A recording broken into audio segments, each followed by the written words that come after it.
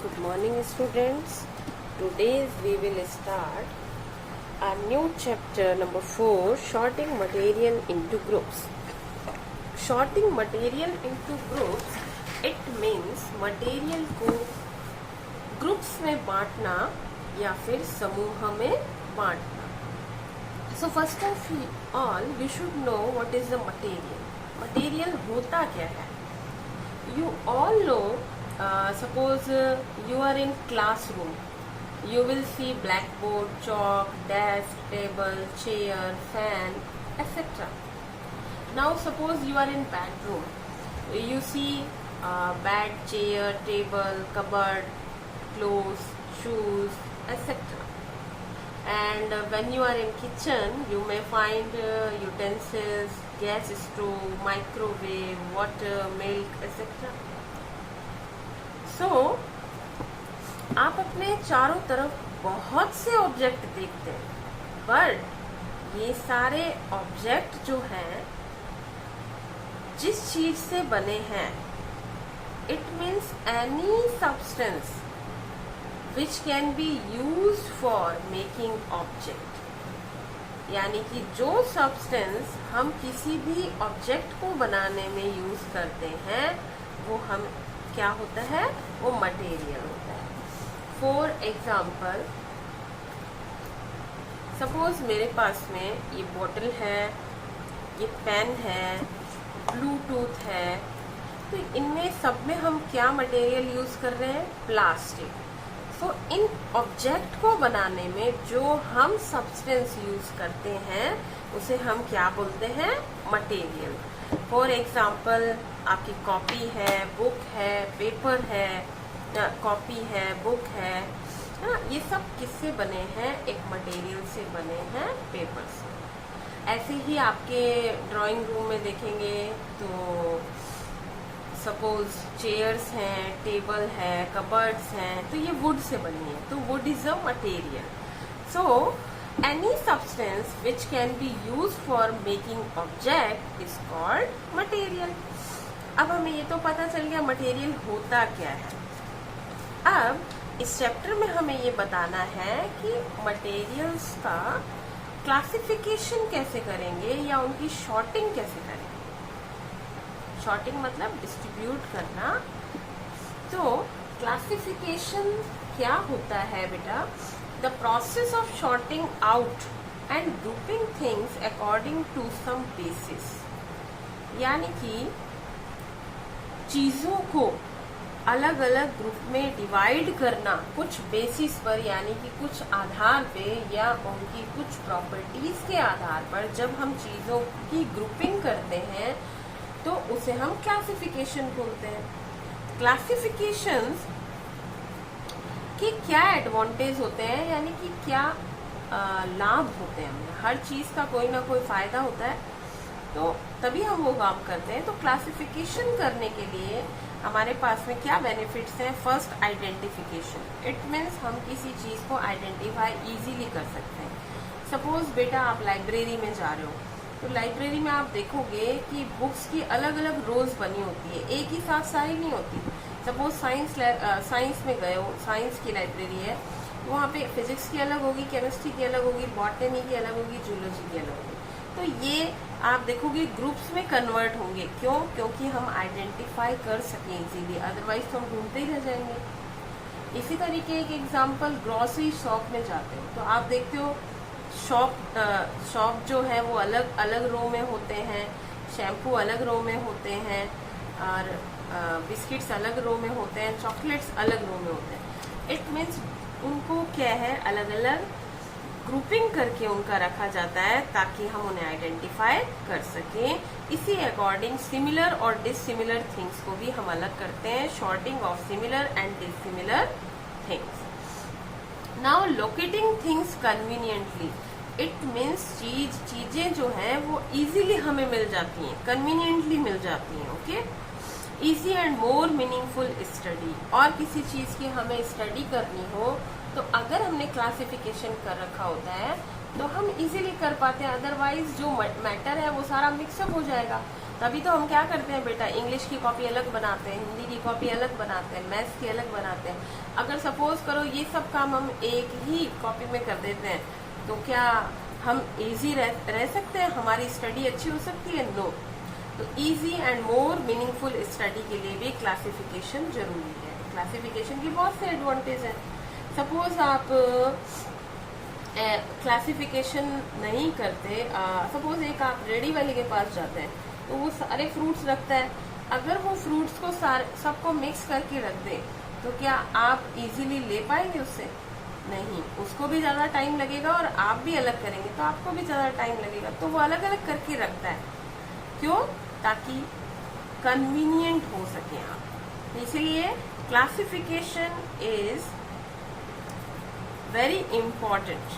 Okay, now classification करना तो चाहिए, लेकिन कोई ना कोई इस पे बेसिस तो होंगे, कोई ना कोई आधार होंगे इसके जिसके अकॉर्डिंग ये किया जाता है ना। अब सपोज करो मैं बोलती हूँ तो मैं प्लास्टिक की चीजें देखो, तो प्लास्टिक की चीजें अपने रूम में देखोगे तो आप इजीली ढूंढ पाओगे। बिल्कुल आपको पता है कि मैडम ने स्पेशली बोला है कि प्लास्टिक की ऑब्जेक्ट को ही हमें अलग करना है, तो हम कर सकते हैं ऐसा। तो लेकिन इससे पहले हमें इन मटेरियल्स की कुछ बेसिस या कुछ प्रॉपर्टीज को रीड करना होगा, जिससे और ज्यादा इजी हो जाएगा हमारे लिए। तो प्रॉपर्टीज और फीचर्स यानी कि गुण, तो मटेरियल्स के गुणों के आधार पे या on the basis of their properties we can categorize और classify it. The properties of material make them suitable for particular use. Now, first property is the appearance. First property is the appearance. Appearance means external look. कोई चीज बाहर से कैसी दिखती है, ये external look होता है। Suppose ये पेन है, पेन एग्जैक्टली बहुत डल है ना, शाइनी नहीं है। बट सपोज ये प्लास्टिक बोतल है, प्लास्टिक बोतल बहुत शाइनी है। तो इनके एक्सटर्नल लुक से यस बेटा, हम अपीयरेंस की बात कर रहे थे। तो अपीयरेंस मीन्स इनका एक्सटर्नल लुक। सपोज ये पेन है या ये बोतल है, तो कुछ सब्सटेंसेस, कुछ मटेरियल्स जो होते हैं बहुत शाइनी होते हैं और कुछ डल होते हैं। So according to this property, materials are of two types. First is the lustrous and second is the non-lustrous. And you can say shiny or dull. It means कुछ substances बहुत shiny होते हैं और कुछ dull होते हैं। For example बेटा, it's utensil, बर्तन। स्टेनलेस स्टील के तो बर्तन देखते हो वो भी क्या होते हैं, बहुत शाइनी होते हैं। कुछ प्लास्टिक्स जो होते हैं वो भी बहुत शाइनी होते हैं। कुछ मेटल्स जो हैं, फॉर एग्जांपल सिल्वर, चांदी, गोल्ड, ये भी क्या है, बहुत शाइनी होते हैं। और आपने एल्यूमिनियम फॉयल जो आप अपने टिफिन बॉक्स में, लंच बॉक्स में लाते हो, तो उसमें भी आपने देखा है बहुत शाइनी होता है वो भी। सिल्वर कवर जो आपने देखा है मिठाई वगैरह पे हम वर्क लगाते हैं सिल्वर का, वो भी कितना शाइनी होता है। तो मेटल्स जो होती हैं मोस्टली लश्चरीज होती हैं, इट मीन शाइनी होती हैं। और नॉन मेटल्स या अदर सब्सटेंस जो कुछ होते हैं बहुत डल होते हैं। It is the first property. But एक थिंग है, कुछ मेटल्स जो होती हैं जैसे कि आयरन और कॉपर, अगर आयरन और कॉपर को हम एयर में देखते हैं कुछ टाइम के बाद में इनकी जो शाइन होती है वो कम हो जाती है और वो डल लगने लग जाते हैं। ऐसा क्यों होता है? बिकॉज वो एयर की ऑक्सीजन के साथ में रिएक्ट करके ऑक्साइड की एक लेयर बना लेते हैं और डल लगते हैं हमें। And this process is known as the corrosion, which you will read in higher classes. Now our second property is the hardness. Hardness आपने देखा है कुछ मटेरियल्स जो होते हैं वो प्रेस नहीं किए जा सकते। प्रेस मीन्स दबाना। तो कुछ मटेरियल्स को हम प्रेस नहीं कर सकते। For example you know, for example is it is pen. Pen को मैं अगर प्रेस करती हूँ तो ये प्रेस हो रहा है, दब रहा है? नहीं। सपोज ये बोतल को प्रेस करती हूँ तो भी नहीं दब रही ना ये। तो ये क्या है? Hard material. लेकिन फॉर एग्जाम्पल इनके प्लेस पे मैं कॉटन ले लूँ, रुई कॉटन ले लूँ या स्पंज ले लूँ, तो वो इजीली क्या हो जाएंगे? प्रेस हो जाएंगे। तो हार्डनेस के अकॉर्डिंग, हार्डनेस के बेसिस पे मटेरियल्स टू टाइप्स के होते हैं। First is the soft and second is the hard. It means substances material cannot be pressed with hand are called hard material. For example, wood, glass, stone, metals, iron, nail, these are the hard material. And material which cannot be compressed, can be compressed with hands, are called soft material. For example, cotton, sponge, etc. And I hope you all know world's hardest substance is a diamond. Diamond world का सबसे hard substance है और पता है आपको इसका use इसलिए करते हैं, ग्लास को कट करने में करते हैं। Diamond is use to cut glass and it is use to make cutting tools also. और इससे कटिंग टूल्स भी हम बना सकते हैं। So on the basis of the hardness, material are of two types. Some are hard and some are soft. Now our third property is a soluble or insoluble. आपने देखा है कुछ सब्सटेंस वाटर में डालते ही डिसअपियर हो जाते हैं। It means वो वाटर में डिसॉल्व हो जाते हैं। लेकिन कुछ सब्सटेंस बिल्कुल डिसॉल्व नहीं होते। तो जो सब्सटेंस वाटर में कंप्लीटली डिसॉल्व हो जाते हैं, these are soluble. And if it does not dissolve at all, it is said to be insoluble. यानी कि जो सब्सटेंस वाटर में कंप्लीटली डिसॉल्व हो जाते हैं उन्हें तो हम सॉल्युबल कहते हैं, और जो सब्सटेंस वाटर में डिसॉल्व नहीं होते उन्हें हम इनसॉल्युबल मटेरियल कहते हैं। बट बेटा हम अगर यहाँ सॉलिड, लिक्विड और गैसेस की एग्जांपल लेते हैं तो कुछ सॉलिड्स हैं। जैसे सॉलिड का एग्जांपल मैंने यहाँ लिया है सैंड। सैंड अगर वाटर में डालते हैं, मिट्टी अगर डालेंगे तो वो वाटर में डिसॉल्व नहीं होगी, वो क्या होगी? पानी में नीचे settle down at the bottom. क्या करेगी? पानी में नीचे जमा हो जाएगी। इसी तरीके से चॉक पाउडर अगर वाटर में डालते हैं तो भी वो क्या होगा? वाटर में insoluble and settle down at the bottom. Salt डालेंगे या शुगर डालेंगे तो वो डिसॉल्व हो जाएगा इजीली। अगर हम लिक्विड लेते हैं, for example vinegar, it means सिरका, जो हम अचार वगैरह में यूज करते हैं ताकि लॉन्ग टाइम के लिए प्रिजर्व रहे। तो अगर विनेगर को या लाइम जूस को अगर हम वाटर में डालते हैं लिक्विड, तो वो इजीली डिसॉल्व हो जाते हैं। बट अगर मैं इनके प्लेस पे केरोसिन ऑयल लूँ या कुकिंग ऑयल लूँ तो वो वाटर में डिसॉल्व नहीं होंगे। वो क्या करेंगे? वाटर के ऊपर अपनी एक सेपरेट लेयर बना लेंगे। ये बीकर है, ये वाटर है और वाटर में मैंने ऑयल मिक्स किया है, तो आप देखोगे ये सेपरेट लेयर बना रहे हैं। इट मीन्स कुछ लिक्विड जो होते हैं वो वाटर में डिसॉल्व होते हैं और कुछ लिक्विड डिसॉल्व नहीं होते। इनके एग्जाम्पल्स आपको आने चाहिए 2 to even। अब कुछ गैसेस की बात करते हैं। तो कुछ गैसेस वाटर में डिसॉल्व होती हैं, कुछ डिसॉल्व नहीं होती। आपने देखा है एक्वेटिक प्लांट्स और एनिमल्स जो होते हैं वो रेस्पिरेशन के लिए जो ऑक्सीजन है वो किससे लेते हैं? वाटर से लेते हैं। इट मीन्स वाटर में क्या डिसॉल्व होती है? ऑक्सीजन डिसॉल्व होती है। और जब ये रेस्पिरेशन कर लेते हैं तो रेस्पिरेशन के बाद में जो कार्बन डाइऑक्साइड ये बाहर निकालते हैं वो भी कहाँ डिसॉल्व होती है? वाटर में। इट मीन्स दो गैसेस जो वाटर में डिसॉल्व होती है वो है oxygen and carbon dioxide. But एक गैस ऐसी भी है जो वाटर में डिसॉल्व नहीं होती। Answer is the nitrogen. Now आपको पता है हम बोलते हैं कि हमें ज्यादा सॉफ्ट ड्रिंक्स, कोल्ड ड्रिंक्स या एरेटेड ड्रिंक्स, तीनों एक ही बात है। तो इन तीनों को हमें ज्यादा यूज नहीं लेना चाहिए। वाई?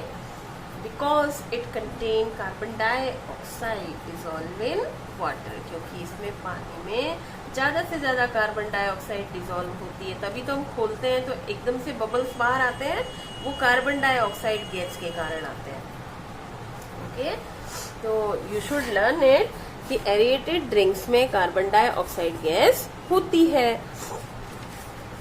देन बेटा next you know that water is universal solvent. Solvent क्या होता है और सॉल्यूट क्या होता है, ये हमें पता होना चाहिए। सॉल्वेंट वो होता है बेटा जिसमें हम किसी भी सब्सटेंस को डिसॉल्व कर रहे हैं और इसका अमाउंट भी ज्यादा होता है, ठीक है, उसे हम बोलते हैं सॉल्वेंट। और सॉल्यूट जिस चीज को या जिस सब्सटेंस को हम डिसॉल्व कर रहे हैं उसे हम क्या बोलते हैं, सॉल्यूट। और सॉल्वेंट और सॉल्यूट मिलकर क्या बनाते हैं, एक सॉल्यूशन बनाते हैं। जैसे फॉर एग्जाम्पल यहाँ मैंने शुगर ली और वाटर लिया, तो शुगर यहाँ पे क्या है, सॉल्यूट, और वाटर क्या है, एक सॉल्वेंट है, क्योंकि मैं इसमें मिक्स कर रही हूँ इसे शुगर को, और इन दोनों के मिलने से बना शुगर सॉल्यूशन। ठीक है, तो बेटा यहाँ पे सॉल्यूट और सॉल्वेंट जब मिलते हैं तो क्या बनेगा, एक सॉल्यूशन बनेगा। ऐसे ही बहुत से एग्जांपल हम दे सकते हैं, salt solution, sugar solution, vinegar solution. तो ये हम एग्जांपल ले सकते हैं। इट मीन्स हमें क्या है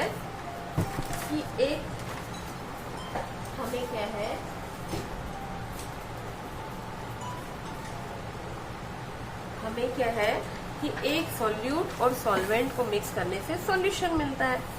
तो हमें ये भी पता होना चाहिए कि वाटर एक यूनिवर्सल सॉल्वेंट है। क्यों बोलते हैं water is universal solvent, because it can dissolve most of the substances, क्योंकि ये ज्यादा से ज्यादा बहुत से सब्सटेंस को डिसॉल्व कर सकता है, इसीलिए हम वाटर को यूनिवर्सल सॉल्वेंट बोलते हैं। Now your next property is the density. Density means degree to which a substance is dense, यानी कि वह डिग्री जो हमें ये बताती है कि एक सब्सटेंस कितना डेंस है। डेंस मतलब घना, उसके पार्टिकल कितने पास हैं। तो जिसके पार्टिकल जितने पास होंगे वो उतना ज्यादा डेंस होगा। और हम दूसरे वे में बोलें तो डेंसिटी इज द मास पर यूनिट वॉल्यूम। मास पर यूनिट वॉल्यूम मीन्स बेटा वॉल्यूम क्या होता है, फर्स्ट कोई भी चीज जितना स्पेस लेती है एयर में, सपोज ये पेन है, ये एयर में जितना स्पेस ले रहा है वो इसका वॉल्यूम है। अब इस वॉल्यूम के अंदर पार्टिकल्स का क्या अमाउंट है, कितने पास है वो कितना वेट है उनका, वो उनका मास हो गया। तो density equal to the mass upon volume. ये आपको चीज ध्यान रखनी होगी, जो लेस डेंस मटेरियल होंगे वो वाटर पे फ्लोट करेंगे, वाटर में क्या करेंगे, फ्लोट करेंगे, और जो मोर डेंस मटेरियल होंगे वो वाटर में क्या होंगे, डूब जाएंगे। वो कैसे होगा, इसे हम प्रूव करेंगे अभी। देखो एक छोटा सा एक्सपेरिमेंट मैं आपके सामने करूंगी अभी।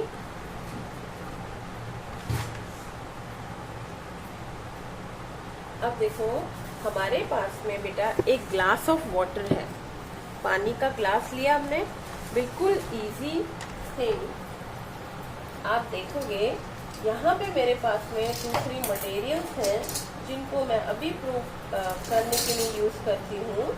तो वेरी इजी, आप भी अपने घर पे कर सकते हो इसको।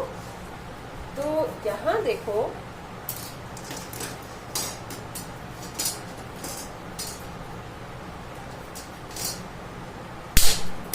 तो यहाँ अगर हम देखते हैं तो मेरे पास में एक स्केल का पीस है और एक इरेजर है।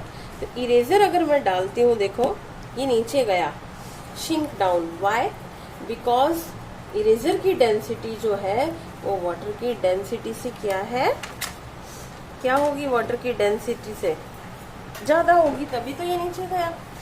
लेकिन अगर मैं स्केल को देखती हूँ, अब देखो ये स्केल का पीस ये भी नीचे गया क्योंकि इसकी डेंसिटी भी क्या है, ज़्यादा है। लेकिन अगर मैं देखती हूँ इसी तरीके से और सब्सटेंस लेती हूँ तो ये भी अंदर जा रहा है। इट मीन्स इनकी डेंसिटी क्या है, सबकी ज़्यादा है। लेकिन अगर मैं यहाँ पे एक पेपर पीस लेती हूँ तो आप देखोगे ये फ्लोट करेगा वाटर में, बिकॉज इसकी डेंसिटी वाटर की डेंसिटी से कम है। लेकिन जैसे जैसे ये क्या हो जाएगा, जैसे जैसे ये इसमें गीला होता जाएगा, वेट जो पेपर हो जाएगा, तब ये नीचे चला जाएगा बिकॉज इसकी डेंसिटी बढ़ जाएगी। Okay, it's very easy and you will apply to many substance to prove this. Okay, तो तुम बहुत सी चीजें लेकर के, ये बहुत से ऑब्जेक्ट लेकर के आप कर सकते हैं कि हमें ये भी पता चल जाएगा कि किसकी डेंसिटी ज्यादा है और किसकी डेंसिटी कम है। Now see, it means less dense material float on the water, यानी कि जिनकी डेंसिटी कम होती है वो पानी के ऊपर तैरते हैं और जिनकी डेंसिटी ज्यादा होती है वो पानी में डूब जाते हैं। नाउ एक चीज और,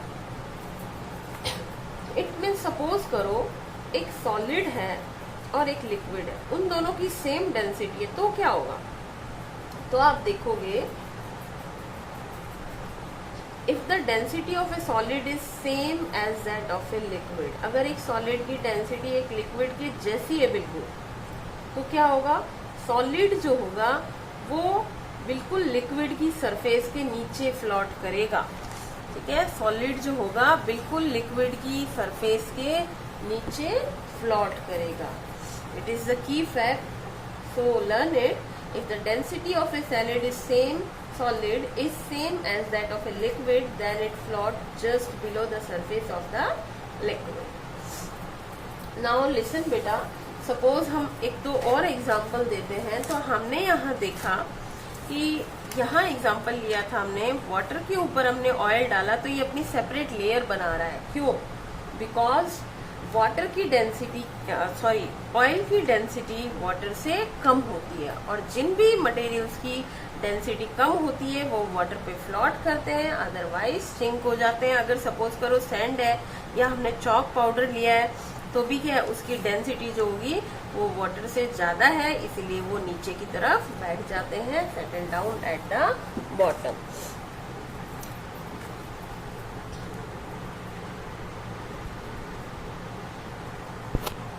Now see, our last is the transparency. Transparency मतलब क्या होता है? Ability to see through material, यानी कि किसी मटेरियल से हम किसी चीज को देख पा रहे हैं या नहीं देख पा रहे हैं, it is a transparency. Suppose आप कार या बस में तो आप विंडो से देख सकते हैं ना, इट मीन्स ग्लास क्या है, ट्रांसपेरेंट है। लेकिन उसकी मेटेलिक बॉडी से देख सकते हैं कार की? नहीं, बिकॉज वो क्या है, ओपेक है। और कई बार हम ग्लास विंडो से भी विंटर में अगर जाते हैं तो साफ नहीं दिखता है हमें ग्लास विंडो से भी। क्यों?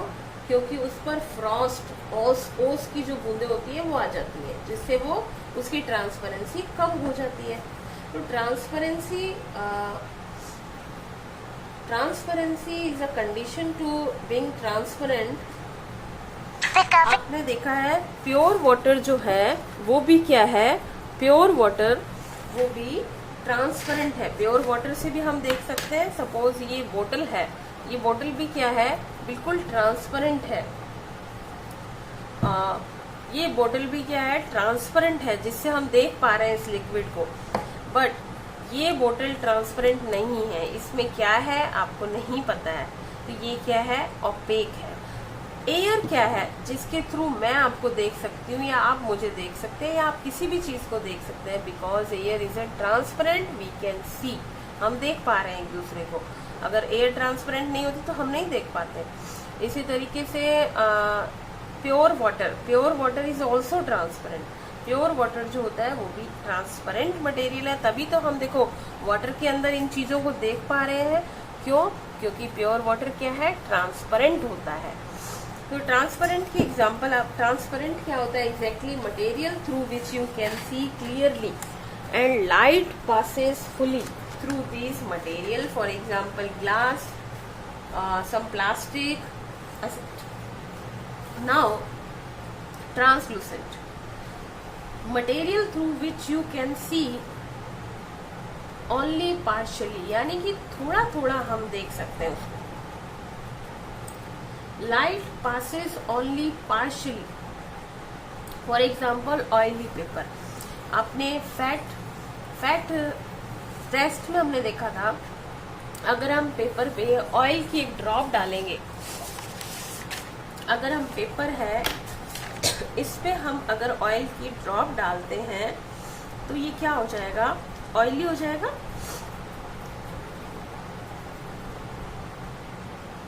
सपोज मैंने इस पे ऑयल डाला, ग्लिसरीन डाला है, वो भी एक इसी का काम करेगा.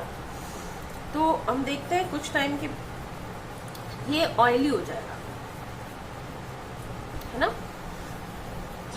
तो ऑयली पेपर जो होता है वो कैसा होता है? अगर हम इसके लाइट के सामने देखेंगे जाके तो कुछ लाइट को क्रॉस होने देगा, ये लाइट को पास होने देगा. तो जो मटेरियल पार्शियली लाइट को पास होने देते हैं उन्हें हम क्या बोलते हैं? Translucent. For example oily paper, butter paper, frosted glass, etcetera. And now last is the OPEC material. ऐसे मटेरियल जो लाइट को बिल्कुल पास नहीं होने देते उन्हें हम ओपेक मटेरियल कहते हैं. फॉर एग्जाम्पल बेटा, ये आपकी बुक कॉपी है. अगर कॉपी को हम बीच में रखते हैं तो तुम मुझे नहीं दिखाई दोगे और मैं तुम्हें नहीं दिखाई दूंगी. इट मीन्स ये क्या है? ओपेक. फॉर एग्जाम्पल वॉल, दीवार. वॉल भी जो है वो क्या है? एक ओपेक मटेरियल है. तो वॉल, वुड, मेटल शीट, आपकी नोटबुक, आप पेपर, ये सब क्या है? ओपेक मटेरियल के एग्जाम्पल्स हैं. तो ये कुछ एग्जाम्पल्स हैं.